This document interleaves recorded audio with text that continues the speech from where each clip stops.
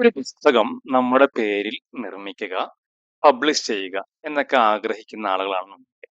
പക്ഷെ അതിന്റെ സാധ്യതകൾ എങ്ങനെയൊക്കെയാണ്, അത് ഏത് രീതിയിൽ ചെയ്യാമെന്നും അത് എങ്ങനെയാണ് പബ്ലിഷ് ചെയ്യാമെന്നൊക്കെയുള്ള ആശങ്കകൾ നമുക്കുണ്ടാവും.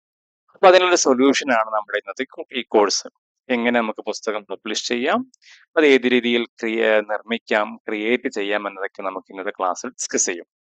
അപ്പൊ ആദ്യമായിട്ട് നമ്മൾ ഏത് ടൂളാണ് ഇതിന് ഉപയോഗിക്കുന്നത് എന്നുള്ളത് നമുക്കറിയാം. ക്യാൻവ എന്ന ടൂൾ നമ്മളൊക്കെ പല ആവശ്യങ്ങൾക്ക് വേണ്ടിയിട്ട് പല രീതിയിലുള്ള പർപ്പസിന് നമ്മൾ ക്യാൻവ ഉപയോഗിക്കാറുണ്ട്. പോസ്റ്റർ മേക്കിങ്ങിനും അതോടൊപ്പം വീഡിയോ ക്രിയേഷൻ ചെയ്യാനും PPT നിർമ്മിക്കാനും അങ്ങനെ ഒരുപാട് കാര്യങ്ങൾക്ക് വ്യത്യസ്തമായ പർപ്പസിന് നമ്മൾ ക്യാൻവ ഉപയോഗിക്കാറുണ്ട്. ക്യാൻവയുടെ ഫസ്റ്റ് ഫ്രേസ് നമുക്ക് നോക്കാം. ഒരുപാട് സംഗതികളുണ്ട്. ക്യാൻവ എങ്ങനെ ലോഗിൻ ചെയ്യണമെന്നും ക്യാൻവയുടെ രീതികൾ ഏതൊക്കെ കാര്യത്തിന് ഉപയോഗിക്കാൻ പറ്റും എന്നുള്ളതൊന്നും നമ്മൾ ഇന്നത്തെ വീഡിയോയിൽ ഡിസ്കസ് ചെയ്യുന്നില്ല. മറിച്ച് നമുക്ക് ഈസി ആയിട്ട് എങ്ങനെ ഒരു പുസ്തകം നമ്മുടെ പേരിൽ നമുക്ക് ഈസി ആയിട്ട് ഡിസൈൻ ചെയ്യാം, ക്രിയേറ്റ് ചെയ്യാം എന്നൊരു കാര്യം മാത്രമാണ് നമ്മുടെ കോഴ്സിൽ നമ്മൾ ഡിസ്കസ് ചെയ്യുന്നത്. അപ്പൊ ആദ്യത്തെ ക്ലാസ്സിൽ നമ്മൾ ഡിസ്കസ് ചെയ്യാൻ പോകുന്നത് ഒരു സിമ്പിൾ ആയിട്ടുള്ള പുസ്തകം എങ്ങനെ ക്രിയേറ്റ് ചെയ്യാം എന്നുള്ളതാണ്. ഫസ്റ്റ് മൊഡ്യൂളിൽ വരുന്നത് നമുക്കതാണ്. സെക്കൻഡ് മൊഡ്യൂളിൽ നമ്മൾ എങ്ങനെ ഒരു ഡിസൈൻഡ് പുസ്തകങ്ങൾ നമുക്ക് എങ്ങനെ എത്താം, പിന്നെ ഒരു കളർ പുസ്തകം നമുക്ക് എങ്ങനെ ക്രിയേറ്റ് ചെയ്യാം എന്ന വിഷയങ്ങളൊക്കെ നമ്മൾ വ്യത്യസ്തമായ രീതിയിൽ നമ്മൾ 4-5 മൊഡ്യൂളുകളായിട്ട് നമ്മുടെ ക്ലാസ്സുകൾ നമുക്ക്. അപ്പൊ ആദ്യത്തെ സെഷനിൽ നമുക്ക് ആദ്യം ചെയ്തു വെച്ച കുറച്ച് ഡിസൈൻഡ് ആയിട്ടുള്ള പുസ്തകങ്ങൾ നമുക്ക് പരിചയപ്പെടും. ഒന്ന്, അതൊരു പുസ്തകമായിരുന്നു. ഇതൊരു മലയാളത്തിലുള്ള ഒരു ചെറുകഥ സമാഹാരത്തിന്റെ ഒരു പുസ്തകമാണ്. ഓക്കെ. അപ്പൊ അതിനെ വ്യത്യസ്തമായ പേജുകളും കാര്യങ്ങളൊക്കെ നമുക്കൊന്ന് കണ്ടോക്കാം. ഓക്കെ. അപ്പം ഇതായിരുന്നു ഒരു ചാപ്റ്ററാണ്. ഒരു 10ഓളം സ്റ്റോറികളുണ്ട്. സ്റ്റോറി ബേസ് ആയിട്ടുള്ള ഒരു പിക്ചേഴ്സ് ഒക്കെ ആഡ് ചെയ്തിട്ടുള്ള ഒരു സ്റ്റോറി ചെറുകഥ സമാഹാരമാണ്. ഓക്കെ. അപ്പൊ ഇങ്ങനെ 10ഓളം കഥകളും അതോടൊപ്പം അതിന് സംബന്ധമായിട്ടുള്ള പിക്ചറൊക്കെ ചേർത്തിട്ടുള്ള ഒരു ചെറുകഥ സമാഹാരമാണ്. ഇനി അടുത്തത് പുസ്തക നിർമ്മാണത്തിന്റെ വ്യത്യസ്തമായ രീതികളാണ് പറഞ്ഞത്. ഞാൻ ചെയ്തു വെച്ച കുറച്ച് വർക്കുകളാണ്. പിന്നെ അടുത്തൊരു ഒരു മാഗസിൻ ആണ്. ഒരു സ്കൂൾ മാഗസിന്റെ ഒരു ക്ലാസ് മാഗസിൻ ആണത്.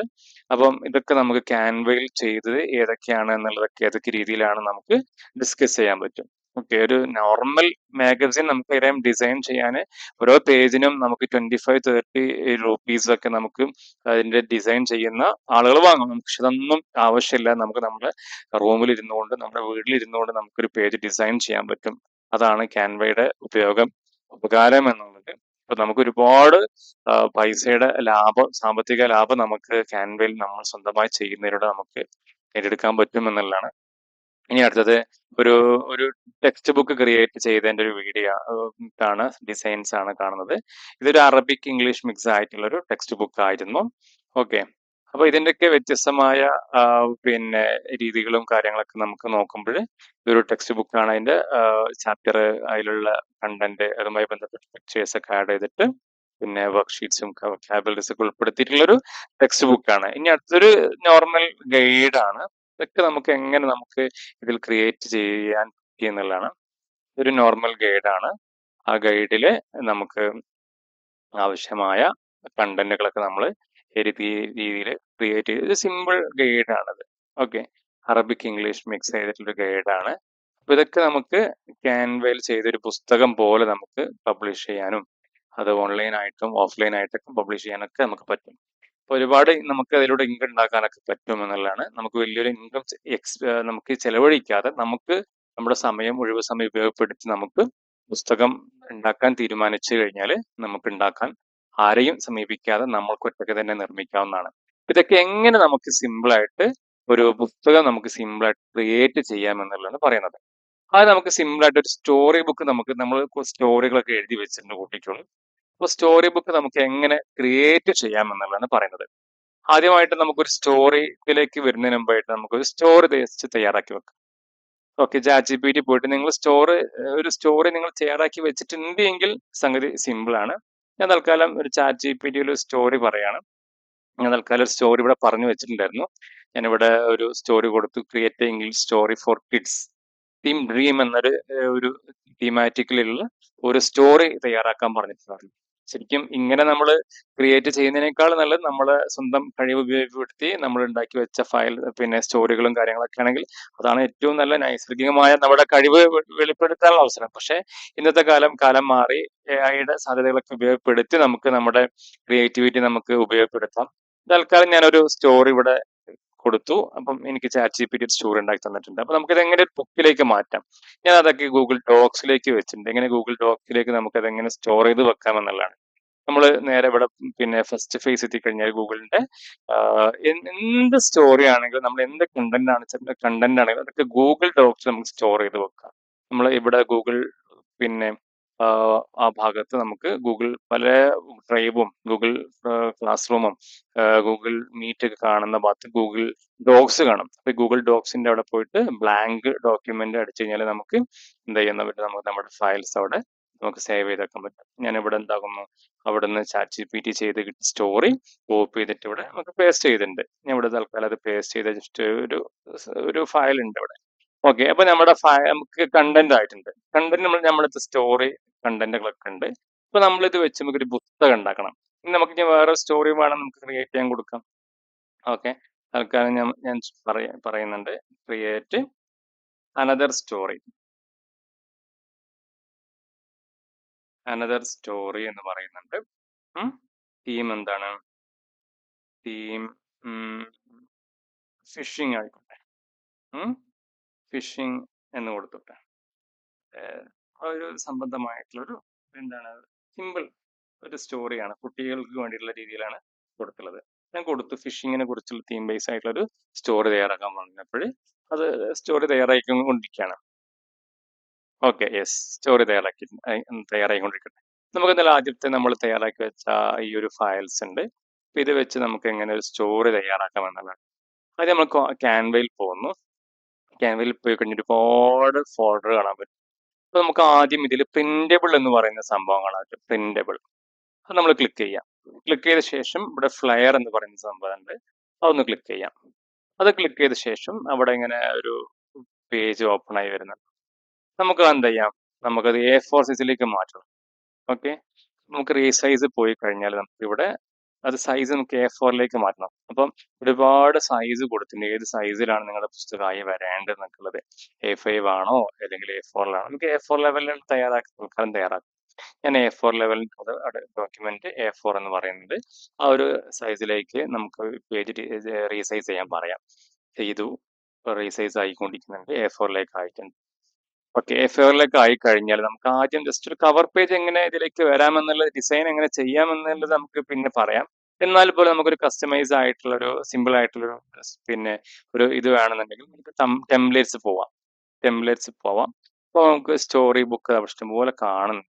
ഓക്കെ, നമ്മൾ ഇനി എന്താണ് ഇവിടെ ടെംപ്ലേറ്റ്സ് പോയിട്ട് സ്റ്റോറി ബുക്ക് കവർ പേജ് എന്ന് അടിച്ചെത്താൽ മതി. സ്റ്റോറി ബുക്ക് കവർ പേജ് എന്നടിച്ചു കൊടുത്താൽ നമുക്ക് ഒരുപാട് ഡിസൈൻഡ് സാധനങ്ങൾ വരും. ഓക്കെ, ഇഷ്ടംപോലെ വരുന്നുണ്ട്. ഞാൻ തൽക്കാലം എന്താക്കുന്നുണ്ട്, ഇത് തൽക്കാലം ഞാൻ എന്താക്കി കൊടുത്തു, വേണ്ട ഇതാക്കി, നെറ്റ് ആക്റ്റീവ് ആണ്. ഓക്കെ, ഞാൻ തൽക്കാലം ഈ സ്റ്റോറി ബുക്ക് എന്നുള്ള ഒരു പേജ് എടുത്തിട്ടുണ്ട്. ഓക്കെ, അപ്പൊ ഇതിന്റെ heading the legend of story, നമുക്ക് ചേഞ്ചസ് വേണം കൊടുക്കട്ടോ. എന്ത് മൈ സ്റ്റോറി ബുക്ക് കൊടുക്കാം, അല്ലെങ്കിൽ മൈ സെലക്ടഡ് സ്റ്റോറീസ് എന്നൊക്കെ എന്ത് വേണം കൊടുക്കാം. തൽക്കാലം ഞാൻ എന്റെ പേര് മാറ്റുന്നു. നിങ്ങൾക്ക് നിങ്ങളുടെ പേരൊക്കെ മാറ്റാം, പിക്ചറൊക്കെ വേണം മാറ്റാം കേട്ടോ. നമുക്ക് എന്റെ പേര് സുഹൈൽ എന്നാണ്. ഞാൻ തൽക്കാലം എന്റെ പേര് ഞാൻ തൽക്കാലം ഇടുന്നു. ഓക്കെ, ഇനി നമുക്ക് നെക്സ്റ്റ് പേജിലേക്ക് പോവാം.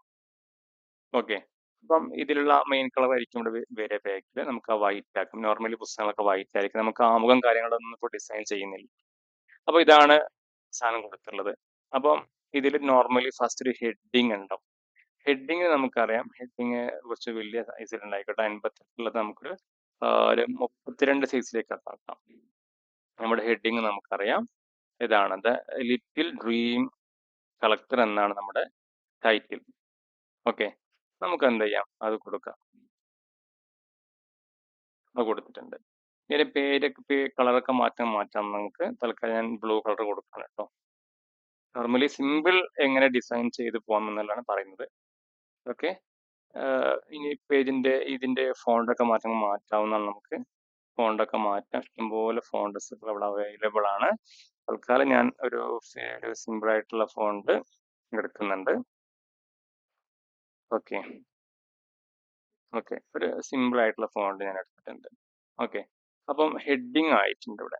ഇനി നമുക്ക് ഈ സ്റ്റോറി കണ്ടന്റ് നമുക്ക് ഇതിൽ ആഡ് ചെയ്യണം.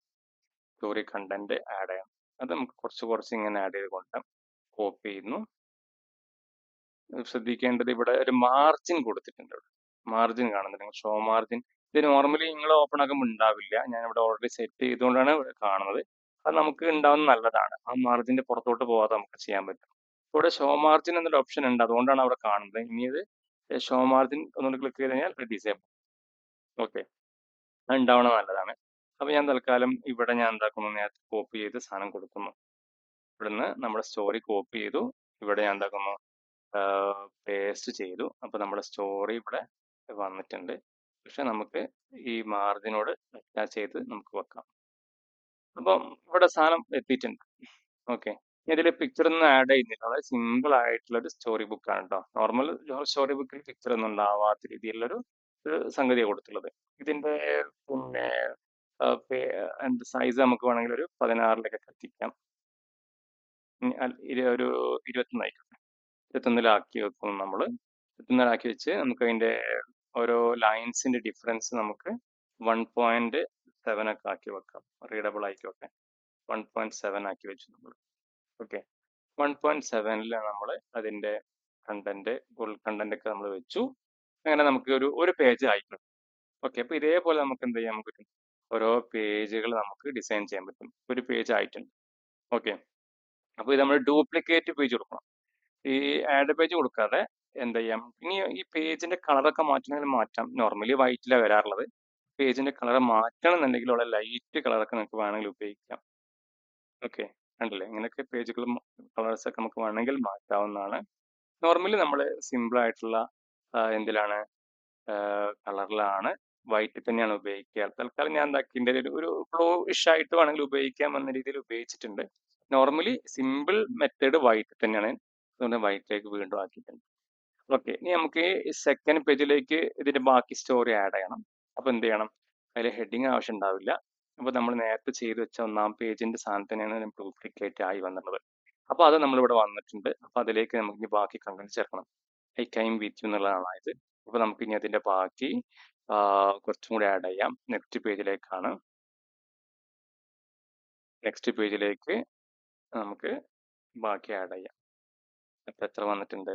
ഓക്കെ, ടു നൈറ്റ് എന്നുള്ളവരായിട്ടുണ്ട്. ഇനി കുറച്ചുകൂടി ആഡ് ചെയ്യാം. നമുക്ക് 2 ലൈൻസ് കൂടെ ആഡ് ചെയ്യാം.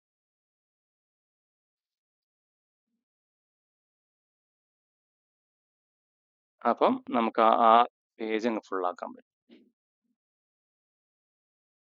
ഓക്കെ, ഇല്ല, 2 ലൈൻസിന് ഫുൾ ഇല്ല. നമുക്ക് തൽക്കാലം ഈ ഒരു ലൈൻ അങ്ങ് കട്ട്. Okay, yes. അപ്പം അത് ഏകദേശം ഫിൽ ആയിട്ടുണ്ട്. ഇനി നമുക്ക് ഇനി അടുത്ത പേജിലേക്ക് ഇങ്ങോട്ട് പോയി നോക്കാം. അപ്പം എവിടെ വരെ ആയിട്ടുള്ളത്, ബി ഹാപ്പി വരാനായിട്ടുള്ളത്. ഇനി അതിന് ശേഷമുള്ളത് നമുക്ക്, അത് എനിക്ക് തോന്നുന്നു 3 പേജിലേക്കുള്ളത് ആ സ്റ്റോറി ഉള്ളൂ. നമുക്കത് ബാക്കിയുള്ളത് ഫുള്ളായിട്ട് നമുക്ക് ഒരുമിച്ച് കോപ്പി ചെയ്യാൻ പറ്റും തോന്നുന്നുണ്ട്. യെസ്, അപ്പൊ ഞാൻ 3-മത്തെ പേജിലേക്കുള്ളതും കൂടെ ഉണ്ടാക്കിയിട്ടുണ്ട് ഇവിടെ. അപ്പൊ 1, 2, 3 ഓക്കെ അല്ലേ.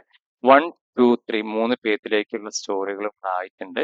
നോർമലി നമ്മൾ ഫസ്റ്റ് ചാപ്റ്ററിന്റെ അവിടെ എന്താവില്ല, നമുക്ക് കുറച്ച് വേണം കുറക്കാം. കാരണം ഹെഡിങ്ങിന്റെയും മെയിൻ കണ്ടന്റിന്റെയും അവിടെ കുറച്ച് ഗ്യാപ്പ് വേണം. അതുകൊണ്ട് നമുക്ക് എന്ത് ചെയ്യാം, അവിടെ ആ രീതിയിൽ ഈ ഒരു ഫോണ്ട് നിങ്ങൾക്ക് ഒരു ഇഷ്ടം തോന്നുന്നില്ലെങ്കിൽ മാറ്റി പിടിച്ചോട്ടോ. തൽക്കാലം എന്താക്കിയിട്ടുണ്ട്, ഇങ്ങനെ ചെയ്തിട്ടുണ്ട്. ഓക്കെ, അതൊന്നുകൂടി ഒന്നൊരു അട്രാക്റ്റീവ് ആയിക്കോട്ടെ എന്ന് കരുതിയിട്ട് ഞാൻ എന്താക്കിയിട്ടുണ്ട്, മാറ്റിയിട്ടുണ്ട്. Okay, yes.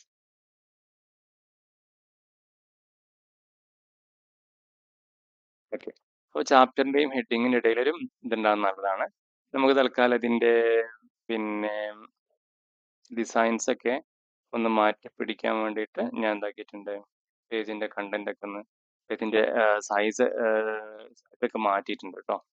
ഇതാണ് മാറ്റിയിട്ടുള്ളത്.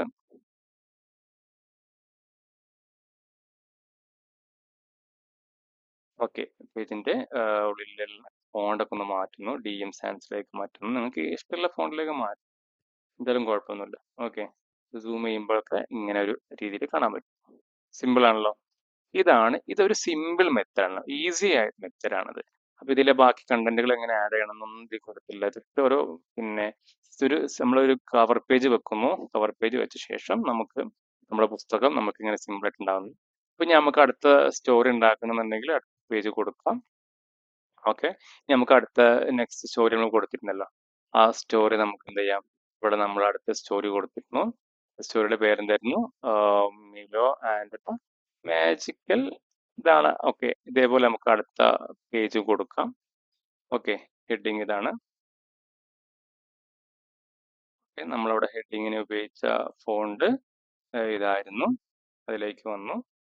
ഓക്കെ, അത് നമ്മൾ എത്ര സൈസിൽ ഉണ്ടായിരുന്നു ഏകദേശം? അപ്പം അത് നമ്മൾ ഉപയോഗിച്ച സ്റ്റൈൽ 38 ആയിരുന്നു. ആ ലെവൽ നമുക്ക് എന്താക്കാം, ഇത് 38ലേക്ക് നമുക്ക് 38ലേക്ക് മാറ്റാം. 38ലേക്ക് നമ്മൾ മാറ്റുന്നു. സെയിം ഒരു യൂണിഫോമിറ്റി അവിടെയൊക്കെ വരണം. ഓക്കെ, നമുക്ക് ഇതിന്റെ ഒരു കോപ്പി നമുക്ക് ഇവിടെ വെക്കാം. ഓക്കെ, ഇനി അതിന്റെ ആ കണ്ടന്റ് നമുക്ക് എന്ത് ചെയ്യാം, ഇവിടെ നിന്ന് ഇങ്ങനെ കൊണ്ടുവരാം. ഓക്കെ, അപ്പൊ ഇതേപോലെ നിങ്ങൾക്ക് എന്ത് ചെയ്യാൻ പറ്റും, നിങ്ങളുടെ സ്റ്റോറികൾ നിങ്ങൾക്ക് ക്രിയേറ്റ് ചെയ്ത് ഒരു സ്റ്റോറി ബുക്ക് ക്രിയേറ്റ് ചെയ്യാൻ പറ്റും